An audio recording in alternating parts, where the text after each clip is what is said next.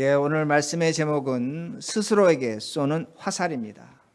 화살이 있는데 나에게 쏴야 된다는 그런 의미가 됩니다.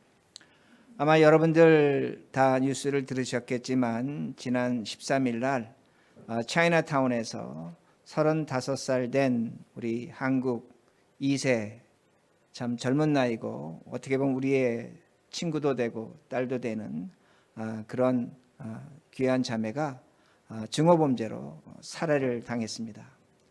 그런데 그 방법이 너무나 잔인했고 그러기에 지금도 그 자매를 생각하면 아마 여러분도 굉장히 가슴이 아플 겁니다. 지난 2년 동안 아시안에 대한 증오범죄가 정확히는 324%, 그러니까 약 3.5배 증가했다고 그렇게 말합니다. 그런데 이렇게 증오범죄가 증가한 이유 중에 하나가 제가 누구라고는 말하지는 않겠지만 이 코비드 19을 쿵푸 플루 또는 차이나 플루로 그렇게 부르면서 인종 간의 멸시와 조롱을 만들어냈고 이것이 이런 사건의 큰 하나의 요인으로 작용했다고 그렇게 말합니다. 그러게 우리가 살아가는 이 미국은 인종 간에 서로에게 화살을 쏘고 있습니다. 아주 간단하게 제가 설명드린다면 진보주의자들은 진보 진영에서는 그동안 백인들이 특권, 화이트 프리빌리지를 가졌다는 겁니다. 화이트 사람들은 특권을 가졌기 때문에 이제 이 백인들은 이 세상 살아가면서 백인이라는 것에도 죄책감을 가져야 된다. 그렇게 진보 진영에서 말합니다. 근데 보수 진영에서는 뭐라고 얘기하냐면 백인은 특권을 가진 적이 없다는 겁니다. 우대한 그 대접을 받은 적이 없다는 겁니다. 미국이라는 평등한 사회에서 개인적 책임을 지고 사는 것이 중요하지 인종적 문제가 중요하지 않다는 겁니다. 그러니까 보수 진영에서는 어떻게 얘기하냐면 인종 문제가 아니라 개인의 문제라고 그렇게 말합니다. 그런데 제가 지난주에 어디를 가려고 하다가 이제 길을 건너려고 차를 기다리고 있었습니다. 근데 차를 기다리고 있는데 차 하나가 제 앞을 지나가는데 창문을 내렸는데 그 안에 흑인 한 사람이 있었습니다. 근데 그 사람이 저를 보고 니하오마라고 그렇게 인사를 하는 겁니다. 그래서 제가 다른 사람에게 하는가 봤더니 아닙니다. 그 자리엔 저 혼자 있었고 그리고 제가 그 사람을 얼굴 보려고 이렇게 몸을 돌리니까 차를 빠르게 움직이고 그 자리를 떠나갔습니다. 중국말로 안녕이라고 한 것입니다. 그러면 제가 여러분에게 질문하고 싶은 것이 여러분이 그 자리에 있었다면 여러분에게 니하오마라고 인사를 한 겁니까? 그렇지 않으면 조롱을 한 것입니까? 여러분 어떻게 받아들이겠는가입니다.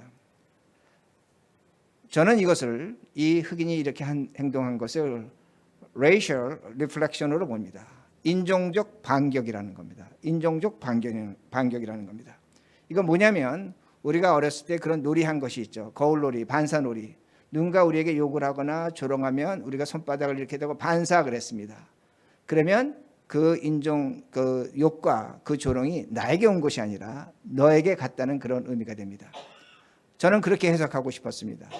아마 그날 그 흑인이 차를 타고 가면서 아마 차 타기 전에 어떤 그런 인종적 모멸감이나 아마 그런 차별을 느꼈을지 모릅니다. 그거를 갖고 그는 저에게 반격한 겁니다. 애꿎은 대상에게 그런 니하오마라고 그렇게 인사를 했다고 저는 생각을 합니다. 그가 그렇게 함으로 내가 받은 인종적 모멸감이 차별이 내 것이 아니라 너의 것이라는 겁니다. 너도 당해야 된다는 그런 의미가 됩니다. 그러기에 그는 누군가의 차별의 화살을 맞았고 그 화살을 맞은 것을 저에게 쏜 것입니다. 그렇다면 오늘날 이것이 우리가 살아가는 세상이라는 겁니다. 서로에게 화살을 쏘고 있다는 겁니다. 그럼 서로에게 화살을 쏘고 있는 이 세상, 물론 인종적인 것뿐만 아니라 제가 나중에 모든 걸 말씀드리겠지만 그럼 우리가 살아가는 이 세상은 어떤 세상인가 합니다. 서로에게 화살을 쏘고 있다면 이 세상은 지옥이라는 겁니다. 그러니까 2022년 우리가 살아가는 오늘날의 이 세상은 지옥일 수밖에 없다는 것을 분명히 알 수가 있습니다. 그런데 우리는 화살을 갖고 있습니다. 여러분 각자 갖고 있습니다. 여러분이 갖고 있는 말의 화살이 있고 또한 물질의 화살이 있고 지식의 화살이 있고 또 인종의 화살이 있고 민족의 화살이 있다는 겁니다. 우리는 다양한 화살을 갖고 있으면서 이 화살을 어떻게 쏠 것인가, 어떻게 사용할 것인가 제대로 알지 못한다는 겁니다. 그런데 오늘 성경 본문은 노아의 방주의 사건을 통해서 우리에게 분명하게 이 화살을 어떻게 사용할 것인가를 알려주고 있습니다.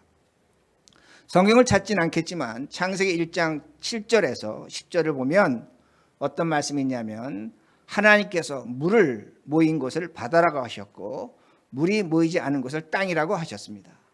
그런 다음에 하나님께서 하늘에 궁창을 만드셨다고 하는데 이 궁창이라는 건 히브리어로 넓게 퍼져 있다는 겁니다. 하늘에 물이 넓게 퍼져 있다는 겁니다. 이걸 우리가 어떻게 상상할 수 있냐면 마치 아기가 어머니의 그 양수에 들어간 것처럼 아기를 그 태 속에 있고 양수가 둘러싼 것처럼 그렇게 물이 차 있다는 겁니다. 더 저희가 쉽게 풀이한다면 여러분 밖에 나가시면 하늘이 있습니다. 그 하늘이 궁창이라는 겁니다. 거기에 물이 있었다고 그렇게 성경은 가르쳐주고 있습니다. 그런데 그 물이 어떻게 됐는가? 창세기 7장 11절에 이렇게 말씀이 나옵니다. 창세기 7장 11절 노아가 600세 되던 해 둘째 달 곧 그 달 11의 날이라 그날에 큰 기쁨의 샘들이 터지며 하늘의 창문이 열려. 자, 저 말씀을 보면 홍수가 나기 전에 하늘에 깊은 샘이 있었습니다. 하늘에 샘이 있는 겁니다. 그리고 창문이 열렸다고 하는데 샘이 터졌다 하고 또한 창문이 열렸다는 것은 히브리어로 보면 니팔 동사를 썼습니다. 니팔이라는 것은 뭐냐면 수동태입니다. 누군가가 샘을 터뜨렸고 누군가가 하늘의 창문을 열었다는 겁니다. 그게 누군가입니다.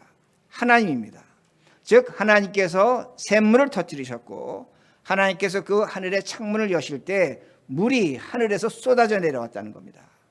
그런데 그 물이 며칠 동안 쏟아져 내려왔냐면 150일 동안 쏟아져 내렸습니다. 그러니까 150일 동안 저 하늘에 우리가 있는 저 하늘에 물로 찬 곳인데 거기서 물이 쏟아져 내려왔다는 겁니다. 그리고 창세기 8장 2절에 이렇게 말씀이 나옵니다. 기쁨의 샘과 하늘의 창문이 닫히고 하늘에서 비가 그치매 그렇게 150일 후에 샘이 닫히고 창문이 닫혔습니다. 그리고 비가 그쳤습니다. 이 세 가지도 전부 다 니팔 동사를 썼는데 수동태라는 겁니다. 누가 창문을 닫고 누가 샘을 막고 누가 비를 그치겠는가? 하나님이 하셨다고 성경은 가르쳐 줍니다. 그러니까 우리가 여기서 볼 수 있는 것이 중요하게 봐야 되는 것이 뭐냐면 하나님이 하늘에서 물을 150일 동안 내리셨다는 겁니다. 150일 동안 내렸고 노아는 약 1년간 방주에서 지나다가 밖으로 나오게 됩니다. 자, 그럼 우리가 이 말씀에서 뭘 볼 수 있냐면 노아의 홍수는 하나님의 심판적 성격도 있지만 은혜가 있다는 겁니다. 제가 이걸 왜 강조하냐면 우리는 노아의 홍수를 하나님의 심판으로만 배웠습니다. 근데 심판이 되지만 은혜가 있다는 겁니다. 즉 하나님을 믿지 않는 사람들에게는 홍수는 심판이었습니다. 심판으로 끝났습니다. 죽었다는 겁니다. 그러나 하나님을 믿는 노아는 그 방주에 있는 생물들은 심판이었지만 150일 이후에 은혜가 있었다는 겁니다. 하나님의 은혜가 있었다는 겁니다. 이건 어떤 의미가 되냐면 오늘날 우리가 노아의 홍수를 일방적으로 심판이라고 하는데 믿는 자에게는 심판적 성격이 있지만 그것 이후에 하나님의 은혜가 있다는 것을 성경은 분명히 보여줍니다. 즉 우리에게 심판적 성격이 있다는 겁니다. 그러나 거기엔 반드시 하나님의 은혜가 있다는 겁니다. 제가 이렇게 예를 들겠습니다. 제가 지난주에 이제 우리 애가 왔기 때문에 저하고 우리 집사람하고 우리 애하고 뉴욕을 나갔습니다.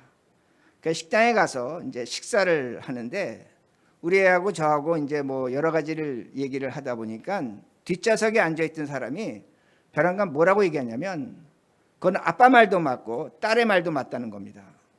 그 식사를 하다가 뒤에서 이렇게 누가 끼어든 겁니다. 그래서 이렇게 뒤를 돌아보니까 한 백인 나이 든 분이었습니다. 그래서 나중에 알아보니까 그분이 나이가 70이 된 분이었고 그리고 여러분이 알만한 큰 운동화 회사의 그 디자이너였습니다. 그런데 얘기를 그렇게 한 겁니다. 근데 우리가 이제 같이 그렇게 얘기를 하다 보니까 뭐 여러 가지 얘기를 했습니다. 뭐 사회적인 얘기도 하고 정치적인 얘기도 하고 그렇게 했는데 그분이 뭐라고 저한테 제안하냐면 자기 짐이 호텔에 있는데 거기에 가서 짐 찾아갖고 우리가 뉴저지 산다고 하니까 자기는 인그루드에 산다는 겁니다. 그러니까 차를 태워서 데려다 주겠다고 합니다. 그러니까 우리 애는 또 다른 곳에 갈 곳이 있어서 그럼 그렇게 하자고 그랬습니다. 근데 차를 타고 이제 집으로 오는 중인데 그분이 저에게 뭐 이런저런 얘기를 하는데 제가 좀 한 가지 특별한 걸 느꼈습니다. 단어를 쓰는데 필라소피라는 단어를 많이 씁니다. 근데 여러분 외국 사람들하고 뭐 대화를 해보시면 아시겠지만 필라소피라는 단어를 그렇게 쓰지 않습니다. 그래서 제가 그에게 물었습니다. 당신하고 지금 내가 여러 차례 대화했는데 필라소피라는 단어를 당신이 많이 쓴다. 참 흥미롭다. 그랬더니 그 사람이 그때부터 자기의 개인적인 얘기를 하는 겁니다. 개인적인 얘기를 하는 겁니다. 근데 어떤 얘기를 하냐면 자기 아내가 2년 전에 죽었다고 합니다. 2년 전에 죽었고 자기는 매 3일마다 신장 투석을 한다고 합니다. 근데 신장 투석이 너무나 고통스럽고 힘들다는 겁니다. 근데 제가 그 말에 100% 공감하는 건 뭐냐면 저희 어머님이 신장 투석하다가 돌아가셨습니다. 정말로 고통스러운 겁니다. 그건 사람의 피를 빼냈다가 다시 갈아서 이렇게 정화시켜서 넣는 겁니다. 저희 어머님도 그랬지만 신장 투석하고 나면 나이 드신 분들은 반 죽습니다. 근데 이 사람도 얘기하는 게 신장 투석을 받고 나면 거의 뻗는다고 합니다. 이제 신장 투석을 그렇게 받고 있다고 그렇게 말합니다. 그런데 그 사람이 그 다음에 얘기하는 게 뭐냐면 데이빗 나 다음 달에 이태리로 출장을 간다는 겁니다. 이게 말이 되지 않습니다. 신장 투석하는 사람이 어떻게 출장을 가냐 그랬더니 뭐라고 얘기하냐면 이 신장 투석하는 사람들은 세계적인 커넥션이 있어서 이태리에 가서도 신장 투석을 받고 일을 할 수 있다고 그렇게 말합니다. 그래서 제가 생각을 해봤습니다. 여러분 나이가 70입니다. 일을 관둘 나이입니다. 아내가 2년 전에 돌아가셨습니다. 힘든 때입니다. 그런데 출장을 간다는 겁니다. 그러면 그 사람이 가난하냐? 가난한 사람이 아니었습니다. 그야말로 돈 많은 유대인이었다는 겁니다. 경제적으로 풍성하다는 겁니다. 그러면 우리 같으면 관둘 나이라는 겁니다. 그런데 그가 말하는 게 뭐냐면 제가 솔직히 얘기하는데 신장 투석받고 아내가 없으니까 깊은 절망에 빠진다는 겁니다. 어떨 땐 그 수렁에 빠질 땐 자기가 빠져나올 수 없다는 겁니다. 거기서 자기가 헤매고 있다는 겁니다. 그리고 회사에서 일을 가면 신발 디자이너들이 20대 30대인데 자기하고 엄청난 세대 차이가 난다는 겁니다. 어떨 땐 말이 통하지 않는다는 겁니다. 엄청난 스트레스가 있다고 그렇게 말합니다. 그런데 제가 그날 그 사람하고 얘기하면서 차 안에서도 그렇지만 식당에서도 그렇지만 단 한 번도 그 누구에게 화살을 쏘지 않습니다. 내가 병원에 갔는데 간호원이 이렇게 해준다. 의사가 이렇게 해준다. 내가 이렇게 아픈데 우리 자녀들이 뭐 한다. 누가 나에게 힘들게 한다. 우리 직원이 이렇게 단 한마디에 화살을 쏘지 않는 겁니다. 그 누구도 불평하지 않는 겁니다. 제가 볼 때 그 사람은 유대교 신자인데 열성적이진 않습니다. 열성적이진 않지만 그는 그 누구에도 화살을 쏘지 않더라는 겁니다. 여러분 사람이 아내를 잃고 신장을 투석한다면 내가 뭔가 잘못했기 때문에 하나님께서 나에게 이런 벌을 주신다, 심판을 받는다고 얼마든지 생각할 수 있다는 겁니다. 다시 말씀드리지만 그는 신장 투석에 대한 두려움이 있습니다. 잘못하면 죽을 수 있는 겁니다. 정말입니다. 그건 그럴 수 있습니다. 그리고 아내가 없기 때문에 깊은 외로움과 고통 속에 있다는 겁니다. 그런데 그는 모든 것을 겸손하게 받아들였습니다. 다시 말씀드립니다. 그 누구에도 원망하는 것이 없었습니다. 화살을 쏘지 않았다는 말씀입니다. 그는 심지어는 죽음을 받아들이고 있었습니다. 그러게 제가 나중에 이해한 것이 뭐냐면 이 사람 속에는 하나님이 녹아 있다는 겁니다. 그러니까 그 사람이 필라소피라는 단어를 썼는데 아마 저에게 그 자신이 갖고 있는 신앙을 표현할 때 그런 언어를 사용했던 것 같습니다. 그에게는 뭐가 있습니까? 심판적 성격이 있지만 하나님의 은혜적인 성격이 있다는 겁니다. 그러니까 그 누구에도 화살을 쏘지 않는다는 겁니다. 여러분 마찬가지입니다. 우리도 마찬가지인 게 뭐냐면 우리가 기억나는 사람이 있습니다. 생각나는 사람이 있습니다. 그 사람이 우리에게 화살을 쏘았습니다. 그 사람 때문에 눈물 흘리고 고통당하고 아픔당하고 어려움당하고 심지어는 억울한 일을 당했습니다. 그 사람을 생각하면 잠을 자지 못합니다. 그러게 내가 뭘 잘못했나? 하나님께서 나에게 준 심판으로 얼마든지 해석할 수 있다는 겁니다. 그러나 우리에게 누가 있는가입니다. 하나님이 있다는 겁니다. 이게 우리의 영광이고 우리의 특권입니다. 이렇게 이런 일을 당할 때 하나님을 생각하면 우리가 뭘 생각할 수 있습니까? 내 자신을 돌아볼 수 있는 겁니다. 내가 과연 이렇게 생각하는 것이 맞나? 내 생각이 바뀔 수 있습니다. 그리고 내 마음도 넓어질 수 있습니다. 그리고 우리는 똑같은 세상을 살아가고 똑같은 환경에 살아가지만 새로운 세상을 살아갈 수 있다는 겁니다. 이게 바로 노아의 홍수에서 심판은 심판으로 끝나는 사람들이 있습니다. 그러나 우리는 심판에서 심판으로 끝나지 않는다는 겁니다. 그러게 노아의 홍수가 하나님의 심판 일견 맞지만 우리에게는 그 심판에서 하나님의 은혜적 사건이 있음을 분명히 가르쳐주고 있다는 겁니다. 그러기에 우리가 노아의 홍수를 새롭게 이해해야 된다는 겁니다. 150일의 고통과 아픔이 있지만 150일이 끝난 후에 하나님께서 약속하십니다. 내가 너희를 영원히 지켜줄 것이라는 겁니다. 그러게 창세기 9장 8절에서 16절인데 여러분 찾지는 않겠습니다. 제가 이렇게 말씀드립니다. 하나님이 뭐라고 말씀하시냐면 내가 노아의 방주에 있는 노아와 너의 자녀들과 그리고 그 안에 있는 생명들에겐 내가 두 번 다시 홍수로 심판하지 않겠다는 겁니다. 두 번 다시 홍수로 심판하지 않겠다는 겁니다.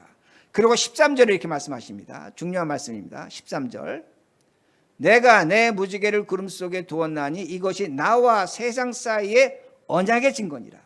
자, 하나님이 뭐라고 말씀하냐면 내가 두 번 다시 심판하지 않는데 그 증거로 뭘 뒀다? 뭘 뒀다? 무지개. 저 무지개가 누구 겁니까? 하나님 거라는 겁니다. 여러분, 저게 굉장히 중요합니다. 하나님이 약속하시는데 뭐라고 약속하시냐면 내가 너희를 두 번 다시 심판하지 않는 증거로 나의 무지개를 뒀다는 겁니다. 그런데 나의 무지개라는 단어가 히브리어로 케세스라는 단어인데 구약 성경에서 75번 사용됩니다. 그런데 75번 중에 본문을 제외한 나머지는 전부 다 뭐로 해석하냐, 번역을 하냐면 활로 번역합니다. 뭐로 번역합니다. 그러게 여러분들이 킹 제임스 버전이나 NASB 버전을 보면 어떻게 번역했냐면 레인보우가 아닙니다. 보로 번역했습니다. 그러니까 제가 저 말씀을 어떻게 여러분에게 다시 해석을 해드릴 수 있냐면 하나님께서 구름 사이에서 하나님의 임재입니다. 하나님이 있다는 증거입니다. 내 화살을 뒀다는 겁니다. 내 화살을 두고 내가 두 번 다시 너희에게 홍수로 심판하지 않겠다고 약속하시는 겁니다. 화살입니다. 활입니다. 그런데 여러분 한번 생각해 보자는 겁니다. 저 말씀을. 활이 있는데 그 활이 어디를 향하고 있습니까? 거기다 화살을 건다면 어디를 향하고 있습니까? 하나님께 쏘르겠다는 겁니다.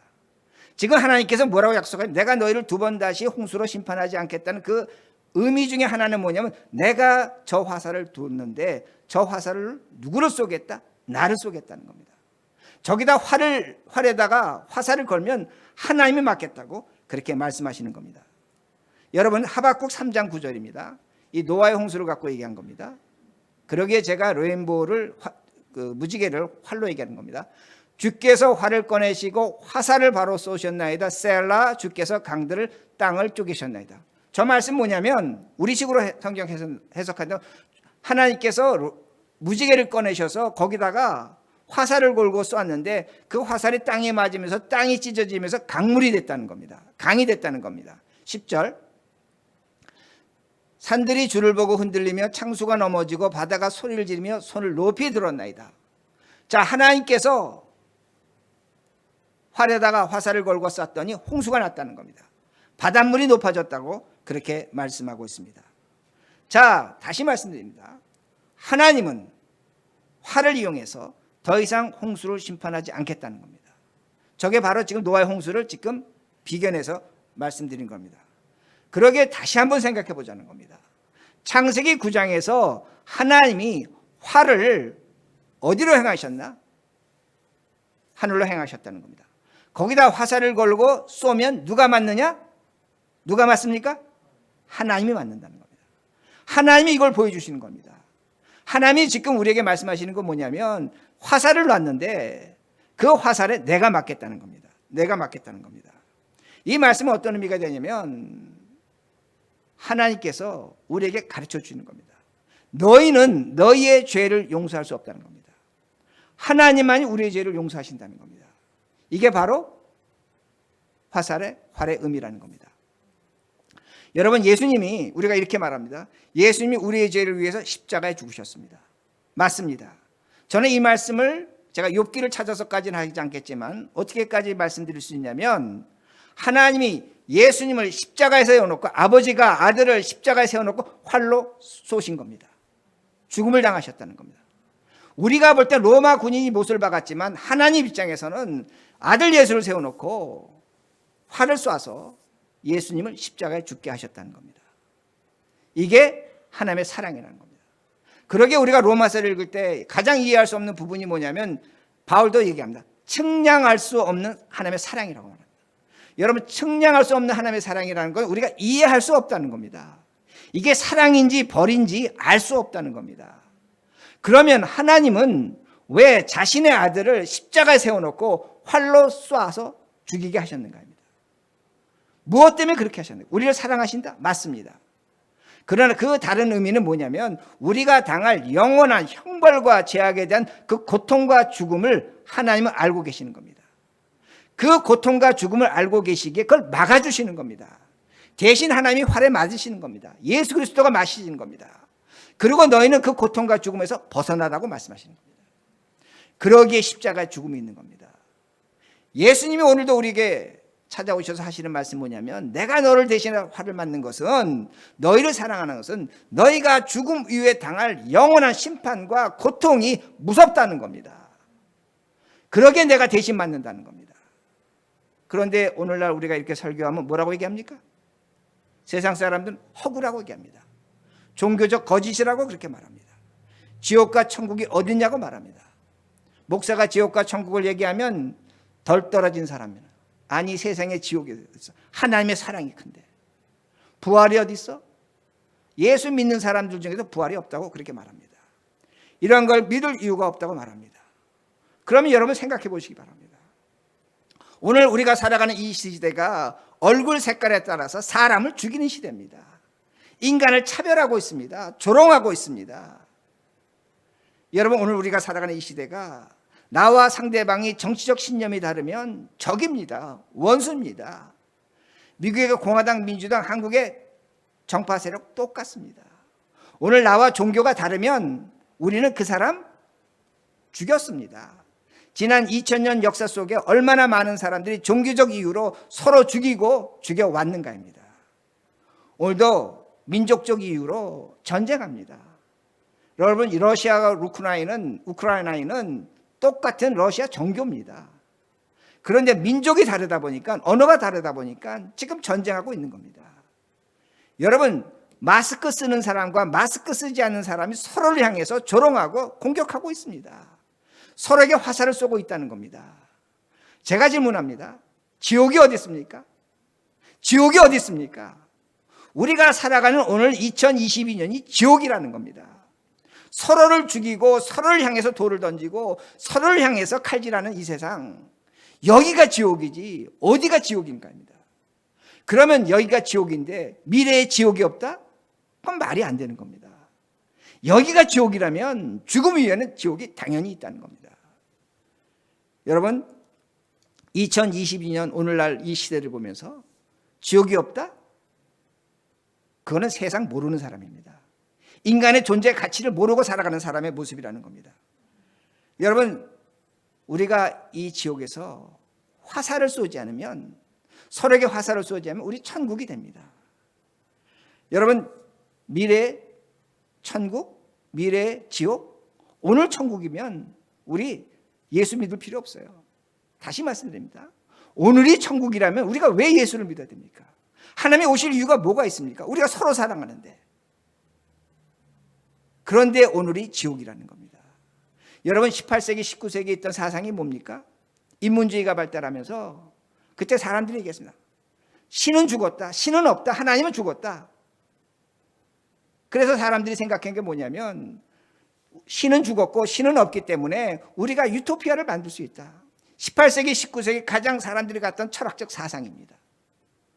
그러나 100년도 못해서 뭐가 일어났습니까? 1차, 2차 세계대전이 일어났습니다. 수천만 명이 죽이고 죽이는 사건이 있었습니다. 러시아에서는 사상이 다르다는 이유로 수천만이 죽었습니다. 우리 대한민국 이데올로기로 수백만이 죽었습니다. 이게 인간 사는 세상이라는 겁니다. 하나님이 없으면, 신이 없으면 우리가 유토피아를 만들 수 있다고 했지만 히틀러는 유대인 600만을 학살했다는 말씀이 됩니다. 이것이 지옥입니다. 우리가 지금 지옥을 살아가고 있다는 말씀이 됩니다. 여러분, 우리가 인간이기 때문에 공정하다, 정의롭다? 여러분, 한국에서 선거합니다. 공정한 선거하자 그럽니다. 정의로운 선거하자 그럽니다. 여러분 영어 단어로 공정이 뭡니까? fair입니다. justice입니다. fair하고 justice가 있는데 어떻게 합니까? 상대방에게 화살을 쏩니다. 자신에게 화살 쏘지 않습니다. 자신이 화살 쏘는 순간 죽습니다. 그러나 정의와 공정은 어디냐? 나의 잘못을 인식하는 데 있다는 겁니다. 그게 무슨 공정한 선거고 무슨 정의로운 선거입니까? 여러분 이것을 선거만 탓할 것이 아니라 여러분도 우리도 교회도 그렇게 살아가고 있다는 겁니다. 우리가 지옥 속에 있다는 겁니다. 지옥 속에 있다는 겁니다. 그러기에 오늘날 이 세상은 상대방에게 화살을 쏩니다. 누군가에게 화살을 쏩니다. 왜? 그래야만 자신이 산다고 생각하기 때문입니다. 화살을 쏘지 않으면 자신이 죽을 것 같기 때문입니다. 그런데 우리는 이런 지옥에서 다르게 살아야 된다는 말씀이 됩니다. 하나님은 아들 예수 그리스도를 세워놓고 화살을 쏘셨습니다. 그리고 그 아들 예수를 부활시키셨습니다. 부활시키셨습니다. 그러기에 오늘 우리가 우리 자신에게 화살을 쏴야 됩니다. 나에게 화살을 쏴야 됩니다. 그래야만 하나님이 우리를 부활시키신다는 말씀이 됩니다. 그래야만 우리는 영원한 하늘나라와 생명을 확신하게 된다는 말씀이 됩니다. 여러분에게 화살 쏘시기 바랍니다. 세상은 뭐라고 가르쳐 주냐면 내가 나에게 화살을 쏘면 그 정신적 고통과 억압 속에서 힘들어서 견디지 못한다고 말합니다. 사이칼라지 배우면 그렇게 배웁니다. 그러나 내가 나에게 화살을 쏘면 내가 아프죠. 고통이 있죠. 그러나 동시에 뭐가 찾아옵니까? 하나님의 은혜와 사랑이 찾아옵니다. 이게 세상과 우리의 차이입니다. 오늘도 예수 평생 믿으면서 절대로 자신에게 화살 쏘지 않습니다. 누구에게 화살 쏘냐? 너 때문이라는 겁니다. 상대방에게 화살을 쏩니다. 오늘 내가 화살을 쏘면 내 죄책감이 드러나죠. 그러나 우리가 그리스도 앞에서 화살 쐈습니다. 뭐가 나타납니까? 하나님의 은혜와 용서가 나타나는 겁니다. 문제는 뭐냐? 화살을 절대로 나에게 쏘지 않습니다. 상대방에게, 사람에게 쏘고 있다는 겁니다. 여러분, 내가 나의 화살에 맞아야만 천국이 찾아옵니다. 오늘 여러분에게 돈이 생기면 천국 될 것 같습니까? 오늘 여러분에게 건강하면 천국 될 것 같습니까? 제가 만난 유대인 그럽니다. 돈, 건강 아니라는 겁니다. 여러분이 정말 여러분 삶에서 천국을 누리시려면 여러분에게 화살 쏘셔야 됩니다. 나에게 화살 쏘야 됩니다. 그래야만 하나님의 은혜와 사랑이 나타난다는 말씀이 됩니다. 그러게 저에게 니하오마라고 한 흑인이 있습니다. 저는 그에게 인종적 반격하지 않을 겁니다. 힘들지만 처음에는 화가 났지만 그 사람이 저한테 중국말로 인사한 것으로 저는 받아들이겠다는 겁니다. 그러기에 여러분들 나하고 얼굴 색깔이 다르다고 해서 여러분 화살 쏘시면 안 됩니다.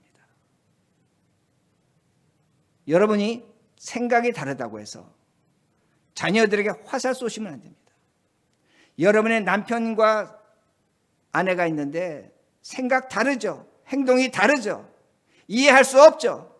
속이 터지죠. 그렇다고 해서 화살 쏘시면 안 됩니다. 다른 종교인들에게 화살 쏘시면 안 됩니다. 오늘날 기독교인들의 가장 고질적 적폐는 뭐냐면 화살 쏘는 겁니다.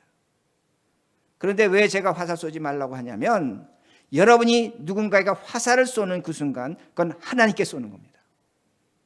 왜 그렇게 말씀드리냐면 하나님의 형상으로 모든 인간은 만들어졌기 때문입니다. 그러기에 그 누구에게도 화살을 쏘셔서는 안 된다는 겁니다. 모든 사람은 천하든 높든 많이 가졌든 적게 가졌든 하나님의 형상을 갖고 있다는 겁니다.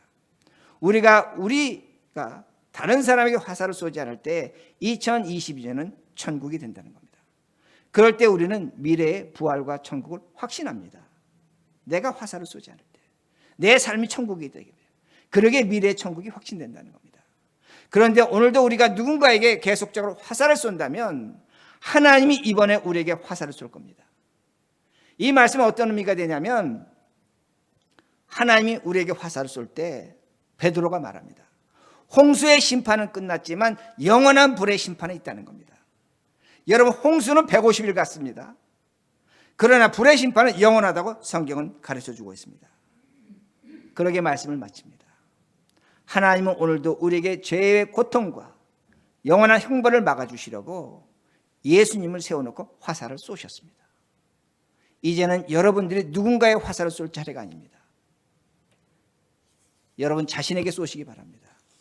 어떤 분이 이렇게 항변할지 모릅니다. 나는 그 사람에게 화살을 쏘아야 됩니다. 난 그 사람 때문에 고통당하고 억울하고 당하는 게 너무나 많습니다. 그래도 안 됩니다. 화살은 여러분에게 쏘시기 바랍니다. 여러분에게 쏠 때 여러분의 삶이 천국이 되고 영원한 생명과 하늘나라를 확신하게 됩니다. 이런 삶을 살아가는 우리 모두가 되기를 간절히 바랍니다.